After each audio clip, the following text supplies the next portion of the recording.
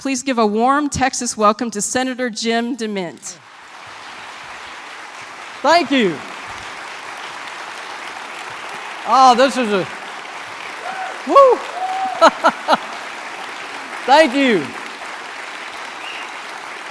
Well, I feel like that's a welcome home. Well, I'm Jim DeMint, and I'm a recovering United States Senator.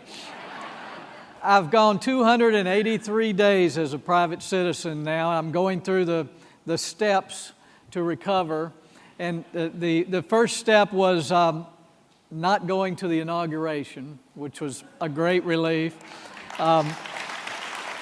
It's been great. The second step was not having to go to the State of the Union speech where you're getting up and down and clapping. And the third step was starting to ignore Harry Reid when he was calling votes. I didn't have to go anymore. It's really been great. Every day I get to go to work with a few hundred people who love this country. They understand what made it great. They're passionate about keeping freedom and fighting for it. People of all ages, really from all over the world, who are working on the cause of freedom at the Heritage Foundation, just 2 blocks from where I used to have my office in the Senate. And maybe the best part of it all is working with folks like you all over the country. It's been amazing over the last 4 years how grassroots activists have changed my whole perspective, given me hope and optimism about our chances of turning things around. And you heard a little bit about what I've been through. I ran for Congress as a businessman who had never run for anything, and I was 47 years old. I went to Washington believing that we could really change things, only to find my own party was not working on the things that we had talked about, but more interested in redistricting and getting earmarks, getting the right committees, and we just weren't doing that. And after I term limited myself in the House, and after 6 years I was either going to go back to my business or run for something else. And I decided to run for the Senate since it really was the black hole of every good idea. Everything went, I used to say it was where good ideas went to die. And I thought maybe there's some hope to change it there. But when I won my Senate seat, we had 55 Republican senators. We had a large majority of Republicans in the House and George Bush in the White House. And we still didn't do what we promised. We were still exploding spending. And we had like 10,000 earmarks the first couple of years. And like a lot of you, I got frustrated with the status quo, and I decided the only way to change Washington was to change the people who were there. But I wasn't able to do it within the party structure. But what I found I could do, if we got a good candidate with some real passion for our country and with a good message, that if we went out and were able to help them just a little bit to get them on the radar, then the people would see who they were and get behind them. And we did see that in Pennsylvania with Pat Toomey and Marco Rubio in Florida, Rand Paul, Mike Lee, who ran against a really senior Republican appropriator and won just going around talking about the Constitution and how important it was. And so I was encouraged that no matter what the Washington establishment, the lobby groups, K Street, the Republican Party, no matter who they decided was going to be elected, if the people decided on someone different, it could happen. And then there was, in 2012, there was a candidate who had no chance at all. He was from a big state, what's his name? We had a big event just a few miles down the road here. Sarah Palin came to join us, but Ted Cruz is a good example of someone who had no chance at all. I was told it was impossible, that I was wasting my time. I was literally laughed at in Washington because we put him up on our Senate conservative site, and $25 checks started coming in from all over the country, and it, after a while, amounted to a whole lot of money. But coming to Texas and going around with him, and I came once when Rand Paul and Mike Lee came with me, and we did some events, but the energy that people had, believing they could make a difference, was really exciting. That's what the whole American political process is supposed to be about. Not somebody and Washington deciding who you're going to elect, but people coming together around one of their own and sending them there. And Ted ran on a very emphatic platform of limited government, the Constitution. He ran on doing everything he could to stop Obamacare. He was asked a month or so ago when he started making a little noise about defunding Obamacare. Some folks said, "Why are you doing this? You're making people mad, you're causing disruption." And he just looked at the reporter and he said, "Because that's what I promised I would do." And people were just stunned that But that showed me just, again, that even it was a terrible election year, that if the people decide to get behind someone, we can change things. And we can elect good people, but we've got to do more than that. And that's why I'm at the Heritage Foundation today, is we not only have to elect good people, but we have to win the debate in the culture, so that when someone's doing the right thing, like Ted has been doing, that he doesn't have to fight incredible odds to win the issue. And we're winning the issue with the American people on defunding Obamacare. Well over half of Americans want to stop this terrible law. And Ted has led the effort as a new senator. But thankfully, he didn't read the memo about new senators being seen and not heard for about 6 years. But that was another step in my recovery process. Every time I get the urge to do a filibuster, I just call Ted or Rand Paul or somebody else to do it for me, and I don't have to go over there and do it anymore. But as we work together as activists to change the country, the most important thing for us to think about is not what's wrong with America, or not how worried or pessimistic we are, but how wonderful it is to be blessed to live in the United States of America. I'm grateful that you're all here. I know you're here because you love this country. You're passionate about it, and you do feel blessed and grateful that we live in this country, the most prosperous, the strongest, the most compassionate nation that's ever been on the face of the earth. And despite what's going on in Washington and the dysfunction and all the obstacles that they're putting in front of our lives and our freedom, America's still working better than any country in the world, because we are exceptional and we are unique. And there are a lot of folks in Washington who don't understand what that means and why it is. Because America from its very beginning was different from any other country in the world. Every other country had centralized economic, cultural planning, and most of the countries in the world still do today, where they believe that the government is the primary driver of the economy, that it plans and makes a lot of the decisions for people. But America became so great because it was completely the opposite. It was a ground-up nation, based on individuals and little platoons, as Burke talked about, solving their own problems, doing their own thing, being close as communities and their churches and small businesses. And this dynamic of millions of people making their own decisions about what they want to do and what they value, it created incredible prosperity as people worked for their own good and for the good of their families and their communities. And this ground-up approach created a very vibrant culture that was very diverse but still very unified in the values that it shared. And there are people now in Washington who look across the Atlantic and think that we have to do more of the things that they're doing over there, because it's worked out so well for Greece and Portugal and the Soviet Union. And this idea of centralized planning is just a utopian dream. And everything that the government can do, they believe that's how we're going to get equality and justice, if we just get more decisions made at the central level. And these people, and I know I've worked with them, and a lot of them seem like good people, but they honestly believe that the government and government spending is the primary driver of our economy, that it's good for the government to borrow and spend money to build the economy. Now, I know, coming up as somebody who worked and started a small business and saw all the other small businesses and communities working together to build community and prosperity, I know that our prosperity comes from the ground up. It doesn't come from Washington. Government can't create the middle class.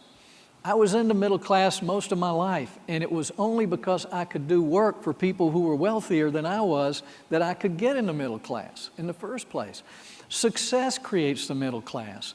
Private sector success. Successful businesses, successful people always use other people to support what they're doing. That builds a middle class. But the folks in Washington don't understand it right now. You know, we love America, not because of what America does for us, but because of what it allows us to do for ourselves and for each other, for our families. And that public affection, as Burke talked about, is created by those who are closest to us, that we love and we care about. And that coming from the ground up, millions of people all over the country, is what creates the patriotism and the great love we have for our country. And so as we wade into how we're going to deal with this government that's out of control, we need to begin by falling in love with America again. And I'm not suggesting you ever fell out of love with our country, but I know a lot of people I talk to around the country, they've become so negative and pessimistic and cynical, and I have to remind them, that's not America, that's just your government. America is still the greatest and most wonderful nation in the world, and we're also blessed to be here. And that's the perspective that we have to take as we go out and face these folks who don't understand why this country's so great. But we have the opportunity to change it. Not just the opportunity, we have the responsibility. We have been given this sacred trust. We're stewards of the most wonderful land in the world. And it is our responsibility as we, the people, to take our country back. The Declaration is clear on that. When a government becomes so oppressive and takes your rights away, that we as a people have the right to change that government. And that's really what we're talking about today. We're not talking about any kind of violent overthrow. We've got our voices, our votes, our feet, our hands, and we can change Washington with what we've been given in the Constitution to do it. But we don't have a lot of time. That's why I decided not to finish my second term. I was looking, and I said 4 more years in the Senate, or 4 more years of trying to lead the conservative movement around the country. I chose leading the conservative movement and working with folks like you because I don't think it's enough to have Ted Cruz and Mike Lee in the Senate if the whole system is cutting their legs out from under them when they try to do the right thing. What we have to do is get, as Ted said about Obamacare, is we need a tsunami of public support for folks who are taking a stand for the right things. And we can do that, but we have to come together. The conservative movement has been very disjointed, and our strategy has been, let's just keep hitting Republicans over the head until they do the right thing. That's not what we need to do. Politics is a lagging indicator. You know, it was Hayek who was once asked by someone, a friend of his, should he run for office? And Hayek said, no, politicians are just corks bobbing on the water, but you can direct the current. That's why you're here tonight, is for most people, not for Ted and a few other brave people who are going to shape the current regardless of which way it's going, if they feel it needs to be pushed in the right direction. But politics is going to follow the culture. It's going to follow you. It's amazing how many people who are against Defund Obamacare who are now running ads, join Senator so-and-so to fund Obamacare, when we all know they're voting a different way in Washington because they see the current going that way. And what we have to do as a people is move the current in a way where even the wrong people do the right thing when they're elected in Washington. That's what Milton Friedman said. Milton Friedman said that we have to create an environment where not only can we elect good people and they are encouraged to do the right thing, but even the wrong people will do the right thing because of the public opinion and where it's going. So that's our job as private citizens, is to understand, to build support for the right ideas. At the Heritage Foundation, what we do is we do the research and the policy development based on the principles that made this country great, the constitutional principles, those things that were laid out in the Declaration of Independence. We've researched not only our country, but every country in the world, what works in the economy, what works in the culture. I mean, we know what works, but there have been several missing links in the past. Perception is reality, and it doesn't matter whether you're in business or you're in politics. You may be right, but if people perceive something different, it doesn't matter. Perception is reality. And conservatives have not done a good job in the past of connecting with people at a heart level. We know we're right. We're ready to argue with anybody who wants to argue with us, but we've got to win the hearts and minds of the American people if we're going to win the debate. And what we're doing at Heritage, and it's a commitment that I've made, it's my top priority because I spent my whole professional career in advertising and marketing and market research, is what we call the American Perception Initiative. It is setting up a permanent feedback system where we, with every issue that comes up, we can talk to thousands of people online from all walks of life, all demographic groups, every area of geography in the country, and understand what their perception is about an issue, and test messages on how we can move their perception in a positive direction. Not to manipulate them, but to help them connect good policy with making their life better.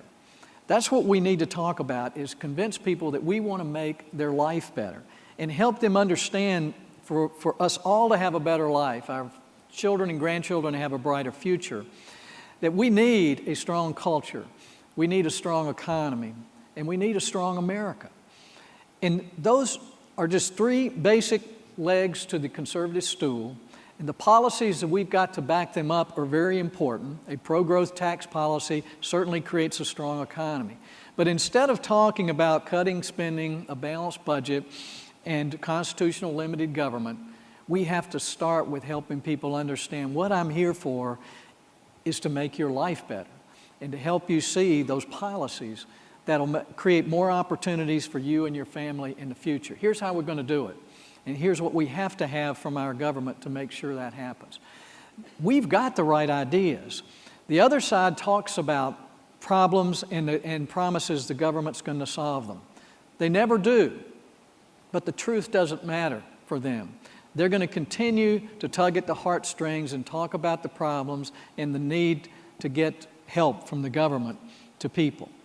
And it never comes true. Federal programs don't work. And I've likened it to conservatives versus the left. The left is giving away free candy. Obama promises the moon. We're trying to sell vegetables. I mean, we know vegetables are better for people than candy, and we're charging money when the candy is free. But we have to figure out how to fry the okra or whatever we have to do to help people see that what we're talking about is not really about politics, it's about them and their family. And they need to know we care about them. And we can do that because we do. One of the things that makes us angry as conservatives is knowing that there are folks in Washington lying to the poor and lying to minorities and telling them that they're going to make their life better when everything they're doing is making it harder. And we get angry that people are being trapped in dependency, and we want to rescue them. And we know we've got the ideas that can do that, but we have not conveyed it. So we have the right principles. We want to make sure we have the right communication, not just for the Heritage Foundation, but that we can give to every Tea Party group in the country, to every Republican or Democrat group that wants it, to state policy think tanks, to conservative groups like Freedom Works and Americans for Prosperity. We need to get on the same page and talk to people in a way that is so persuasive and so winsome that they want to be a part of what we're doing. But the third part of what we have to do is what you've been doing and what we've joined at Heritage by creating a separate organization called Heritage Action. They're working with Tea Party groups all over the country. A lot of that material, I think, has been passed out today to help organize and inform. They do a lot of training to help people know how to contact congressmen and senators and do it in a way that makes a difference. I know from being on the inside, if you get a few people call and they don't know what they're talking about, they're just upset, they're a one-issue person, you can kind of ignore that because you know it's not going to get a lot of traction. But if you get 20 or 30 calls or emails in the same day, and people are obviously informed about an issue and maybe how you're voting on it, and they seem to know what they're doing, I mean, that's a frightening thing for someone in political office. And when you can get 100 calling, and like during this Defund tour, the switchboard actually shut down in the Capitol because of so many calls, and the servers crashed because of all the emails of people all over the country who had been energized. We were a part of that. I was a guest with Heritage Action, and we went all over the country. We were in Dallas. We had over 2,000 people came out. Ted Cruz came out. Rafael Cruz volunteered himself for 2 weeks. He went to every meeting with us, and if you want to know where Ted got his fire, all you have to do is listen to Rafael for a few minutes. And people were trying to convince him to run for the Senate in Texas, and when someone asked Ted about that, Ted said, no, I don't want to be the liberal senator from Texas. But a few years ago, we all made fun of Obama for his community organizing. But for 6 years, he set up a permanent structure where he is organized in communities all over the country. They've got paid people who are pulling together volunteers. In some cases, they'll have a paid person on every dorm floor to get people registered, to make sure they get all the propaganda material, and to make sure they go out and vote. And they just create these communities. They're fellowships, and it's permanent. It has very little to do with the Democrat Party. It's more of just the cult figure they've created. We've got to have that same thing around the principles of freedom, where people come together, have a good time, learn about how to actually engage their government and make a difference. And that's what Heritage Action does. I mean, right now they've got, I think, 7,000 to 8,000 sentinels. These are the volunteers who've been trained, and they get points for writing op-eds or for contacting a congressman. It's not unusual for me to go to a meeting and somebody walks up and grabs my arm and says, I got 20,000 points. And I say, what does that mean? But they're working with groups that are already organized, like Tea Party groups, to support what they're doing, not to replace what they're doing, but to give them a conduit to Washington. And Heritage Action has been roundly criticized in the last couple of months, especially by Republicans, for the scorecard that Heritage Action does that tells people back home how people really vote, for really getting the phones to ring, whether it was on another amnesty bill or the internet sales tax or the farm bill or Defund Obamacare. Folks in Washington are frustrated that the American people are getting engaged in what they're doing, and they're tired of the status quo.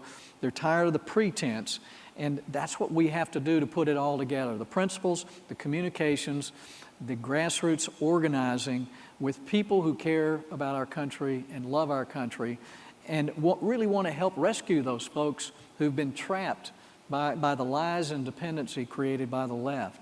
But what we see is, and with very little money, in a short period of time, just like with the Defund Obamacare tour, folks, the reason we took such a strong position on this is really two reasons. One, as we analyze the law itself, we're convinced at Heritage that it may be the most detrimental law ever imposed on the American people. It is going to fundamentally, it's going to hurt people of all socioeconomic groups. It's going to change our healthcare system and take the best healthcare system in the world and make it like some of the socialized healthcare systems we see in Britain and Canada. It's going to change our economy. Even the unions have pointed out that it could destroy the 40-hour work week by encouraging employers to do everything they could to keep people below 30 hours so they don't have to deal with this issue, and keep their companies less than 50 people so they don't have to deal with this issue. It'll change our culture, the way we think about each other. We took a team to London a couple of months ago to talk about their healthcare system. And first of all, they are flabbergasted. They are amazed we would even consider doing that to ourselves. A country that's built on individual freedom and free markets is actually looking at turning our healthcare system over to the government. They see what it did to their healthcare. Literally, the pages of the newspapers were talking about the thousands of people who are being killed in hospitals because of the lack of quality and sanitation. But they can't change it. It's the largest employer in Britain is their healthcare system. It's totally unionized, including doctors, nurses, everyone. So it not only controls the healthcare system, it controls the political system as well. It's the third largest employer in the world, behind the Indian Railroad and I think maybe something in China. But they're small compared to us. I mean, we're looking at something that could be an incredible monstrosity in America if we let it go. So it's a devastating law. The second point is this. We've heard Republican strategists on the news say, well, this law is going to self-destruct. We need to let it go into effect. That'll help us win the next election. Have you ever seen a law repealed in Washington after it's taken effect? We used to introduce in the Senate every year the 10 worst programs, federal programs.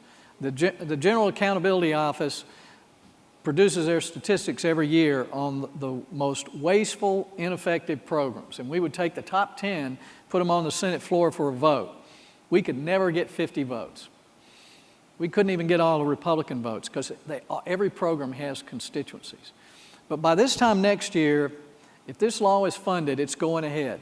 Forget this idea that you fund the law and then ask the president to delay it. Good luck. That ain't going to happen. If it's funded, it's going ahead. By this time next year, there'll probably be 10 to 15 million Americans receiving subsidies for Obamacare. A lot of them will lose the insurance they had. A lot of employers will drop insurance. The private insurance market will begin to dry up because there'll be so much cost shifting. As you move more and more people onto Medicaid and other government programs, the private policies will get more and more expensive. And the way Obamacare is set up, there's every incentive for businesses to drop their health insurance and pay the penalty already. If the cost goes up more, you're going to have less and less private health insurance. The whole program is designed to kill the private health insurance market and move to a single payer system. Harry Reid said it. President Obama has said it. So the idea that we're going to, in a year or 2014 after the election or maybe after 2016, that we're going to repeal this law, it isn't going to happen. Not that we're not going to keep fighting against the law. But folks, if we believe that this is a bad law, the stakes are high. And this is the time to fight for it because registration started October 1st, the subsidies start January 1st. And the president knows this. If we delay it, it's likely it'll never be implemented because every day more and more people are finding out how bad this is for them personally. So he's going to hold strong. But we need people in Washington who know that this is going to hurt our country and hurt Americans and that we need to fight for something like we've never fought for anything before. So now, people have said, there's no chance of winning while you're fighting. And I've just said countless times across the country, first of all, I'm glad you guys weren't advising the people signing the Declaration of Independence because they had no chance in the world of winning that one. But since when do Americans not fight for what's right? Because they're afraid they might lose. Since when? That's not who we are. So anyway, folks, it's your country. It belongs to we the people. We can change things. We've got the power to do it. We just need to come together, make sure we're standing on principle, make sure we understand how to connect with people with our communication, keep building a network, a community network of people who share those principles and get more informed and engaged in the process. And we can do that. We not only can help elect good people around the country, but we can keep good people there by directing the current. That's why we're all here. But thanks for having me. I look forward to your questions.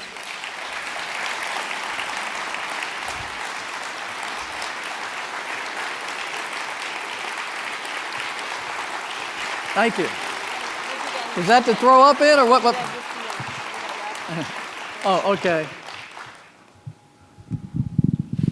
Just one last reminder that if you would like to win that Gadsden flag signed by Senator DeMint, we need those little slips of paper, and if you'll pass them to the end, our volunteers will pick those up. So just a few questions for you. Okay. Someone has written, I'm a huge Mark Levin fan. In his newest book, he mentioned that Obama might unilaterally use his executive power to raise the debt ceiling. He mentioned Article 5. How do you feel about it? Well, I think it would be unconstitutional for him to do that, but he's gone around the Constitution on a number of issues. Mm-hmm. So it's possible that he might do it. The good news is more and more Americans think we shouldn't raise the debt ceiling. I think over half I saw in a poll this morning without some significant cuts in spending. So he's, I think, got some tension now, and it goes back to what we've been talking about. If Americans are engaged and they're pushing back, it's harder for even the president to do an end run. But there's no telling what he's going to do. I mean, he's being so petty about this to try to make it look like it's worse than it is by trying to close the World War II monument and stuff. Folks, if you've ever been there, you know it's just a thing you walk through. There's no staff, but now they've got staff trying to blockade it and keep the people out. But it was fun to see these old World War II vets roll through in their wheelchairs and say, "The heck with those guys."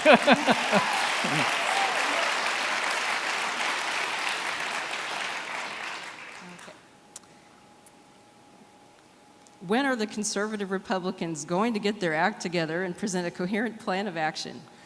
Well, our commitment for next year at the Heritage Foundation is to present to the conservative world what we call a Unite America agenda. Is a simple agenda that reflects the principles of federalism. So much of what we talk about shouldn't be done at the federal level anyway. And we should have a strong emphasis to have a simple federal message that congressmen and senators and presidents can run on that focus on those three things I talked about for a better life. Okay, how do we create a better economy with good pro-growth policies? How do we create the strongest culture possible? And how do we secure ourselves with a strong defense? And those are the federal functions, and we just need to help realize that education, healthcare, transportation, energy, a lot of these functions need to be pushed back to the state level. And believe me, you can do it better in Texas than they can in Washington. I can promise you that.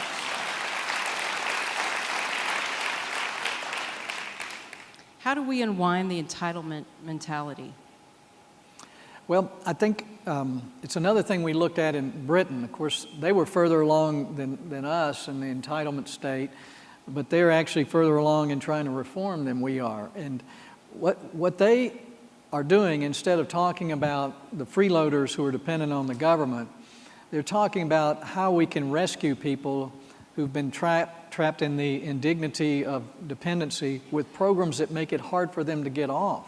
And it's true in America that once you're on Medicaid or food stamps, other government programs, it's very difficult to replace that with income faster than you lose the benefits. So none of them are set up to help encourage people back into the productive sector. It's to the point now where people can make as much money being dependent, and that's not good for them. It's not their self-respect, their dignity, their purpose in life. I mean, so we shouldn't look at it as these folks are our enemies, but it's our job, our burden as fellow citizens to change public policy in a way that allows us to help them to get in a state that makes their life worth living. And on Social Security and Medicare, these are entitlements in the sense that people are entitled to them because they paid for them. And we need to keep our promises to those who are on them today. But many, many young people would prefer alternatives. Now, a lot of young people would prefer to have a personal Social Security account, maybe that it was even worth less if they owned it. But we could save money and assure that seniors get what's coming to them, but give younger people options. And there are good options, and the same with Medicare. I mean, I want to have a health plan now that I can keep from job to job and keep into retirement. I don't want a situation where I have to give up my health insurance every time I change jobs or when I retire. And we could do that if just public policy would get out of the way. What is your take on Senator Rubio joining with Senators Schumer and others to promote an amnesty scheme that he opposed as a candidate? Well, obviously, I disagreed strongly, and I know Marco very well, and I know he approached this with a genuine desire to help fix the problem. And I had warned him at the time, and I was in the Senate, that these were not good folks to work with. I think, so I'll let him speak for himself on that, but I just encourage you, everybody in elected office probably takes a bad vote every now and then. He's helping us on Defund Obamacare. He's a genuine good guy. So I don't think, hopefully one issue, particularly as long as we bottle that thing up and it doesn't go anywhere, then we don't have to hold grudges at this point. What can be done to control President Obama's use or abuse of executive orders? Well, I was hoping 2012 would take care of that, Yes. but it didn't. So I think we're all in a mode of how do you minimize the damage for the next 3 years?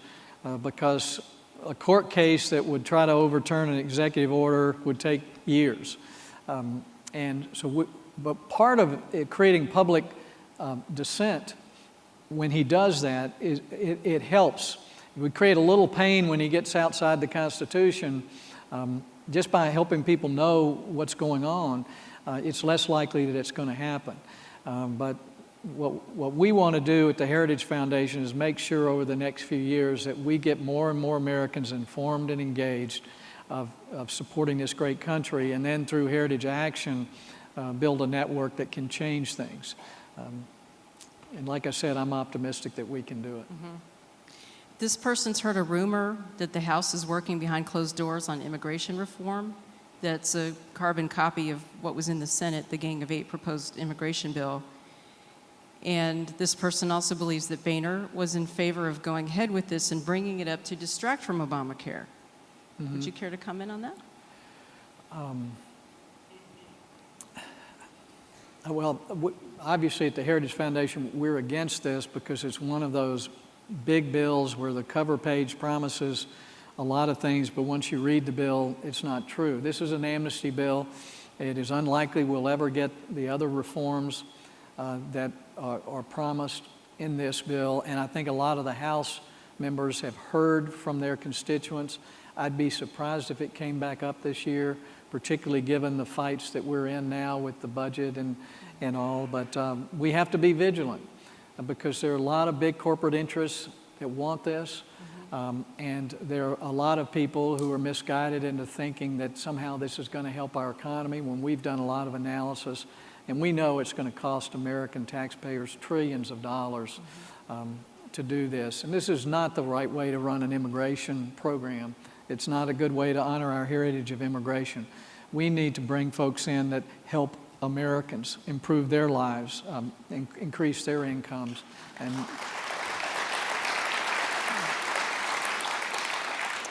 what is the most effective way to educate the misinformed? That the president's way, the Alinsky way, is not about the better good of the people, but rather undermining our society, all by the 2014 midterms. You said to inform the business? Effective way to educate the misinformed. Oh, okay. In our whole society. Well, a lot of that has to be done person to person. And people who sit next to you in church, you might be surprised. I've seen the statistics that somewhere between a third and a half of Americans in evangelical churches aren't even registered to vote. And a lot of people who are not active politically just don't want anything from government. We just have to remind them that too many people who are voting want something from government, and we need to engage Americans. It was less than 40% of Americans over 18 voted in the last election. So there are a lot of people out there that you work with, that you know, that we just need to encourage folks to get engaged in the process and to find out more. And that's what we want to be a part of, is helping people find out the truth about issues, and it's hard to find it. I mean, if you watch the media, it was always amazing to me to be in the Congress or in the Senate and know exactly what happened, and then go watch it on TV, and there's no resemblance to what really happened. And then you think, how do you run a democracy this way, where people can't get any information? It's very frustrating when it's explained in a way. So the media that is honest, and we can thank goodness for radio talk shows around the country that really try to dig down a little deeper. A lot of listeners there are more informed and engaged. And so we just need to keep fanning the flames. But it's going to be across the back fence to your neighbor. If everyone in this room gets 1 or 2 people to vote that didn't last time, that starts to change things. So we need to do it person to person. 2 last questions about Obamacare. The Affordable Care Act is passed by Congress and signed by President Obama. Is different from today, with Obama granting waivers and exemptions. Does Obama have the constitutional authority to change a law? And does the House have to fund a law that's been modified and that it's clearly not what was passed? No, he doesn't have the constitutional latitude to change a law like he did. And the House is given the power by the Constitution to fund whatever they like. And there are many programs that are law and are authorized that are never funded, and they are never go anywhere. It's not unusual for the House not to fund something. And I've got plenty of examples. I wrote a law 5 years ago that there would be 700 miles of double-layer fencing along the most vulnerable areas of our southern border. And we've found all the statistics show that double-layer fencing allow rapid patrol with trucks running down the middle. But it's a law. It was signed by the president. It's been on the books for 5 years, but the president's never put it in his budget, and Congress has never funded it, so it's not gone anywhere. And there are a lot of laws like that. So the Obamacare, in my mind, was passed under false pretenses. It was passed by questionable legislative maneuvers. The president's promises have not come true. It did not lower the price of health insurance. It did not create jobs and improve the economy. It did not, as he said, cost the taxpayers not one dime. I mean, this will be a multi-trillion-dollar program. And as you said, the president is implementing it in a way that's very unfair. He's given waivers or delays to big business, waivers to Congress. So it's just average Joe that's kind of stuck with these programs and oftentimes losing their insurance. So I think we have every right to say, no, this is not what we call the rule of law. Exactly. Okay, and then one last question. What are the free market alternatives to the Affordable Care Act that will help low income and those with pre-existing medical needs? This something I've worked on for years. Is one of the main reasons I went to Congress in the first place. A lot of my clients in business have been doctors, hospitals in rural areas, and some of the things are obvious. Right now, it's hard for individuals to own their own health insurance because we treat it differently. But if we just let individuals have the same tax breaks that companies have when they buy insurance, it would be less expensive. If we allowed an individual in Texas to buy a health plan anywhere in the country rather than just here, you would find you'd have dozens, maybe hundreds of companies competing for your business.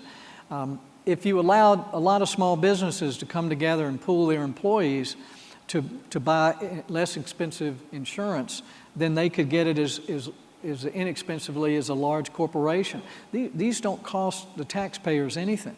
Litigation reform, which you've done some of in Texas, lowers the price of health insurance, attracts better doctors.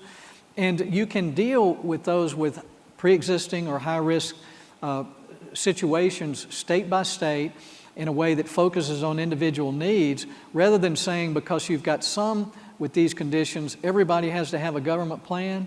That's not the way we need to do things. We've got a number of states who've created good models for how we can do that.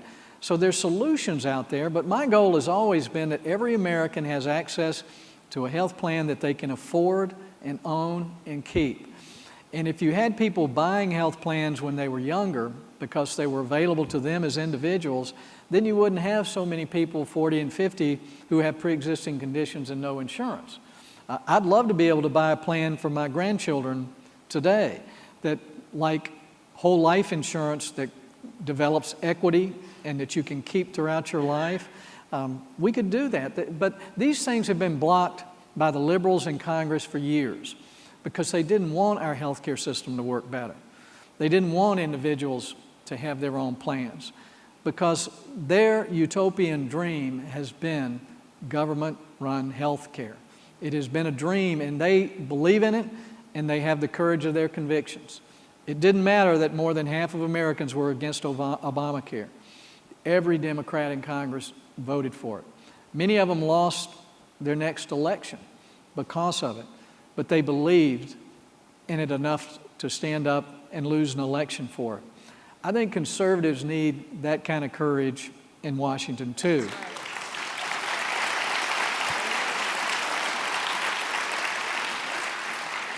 Well, super.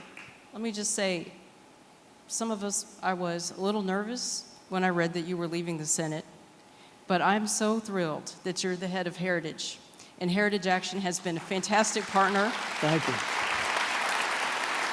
And this is the right thing. That's what we do. We talk with our neighbors. We're activists. We're just changing things one person at a time. Yeah. And with you as the leader of Heritage and actually providing a very effective activist messaging to the people, this will work. This will work. This we can will do work. it. Thanks, everybody.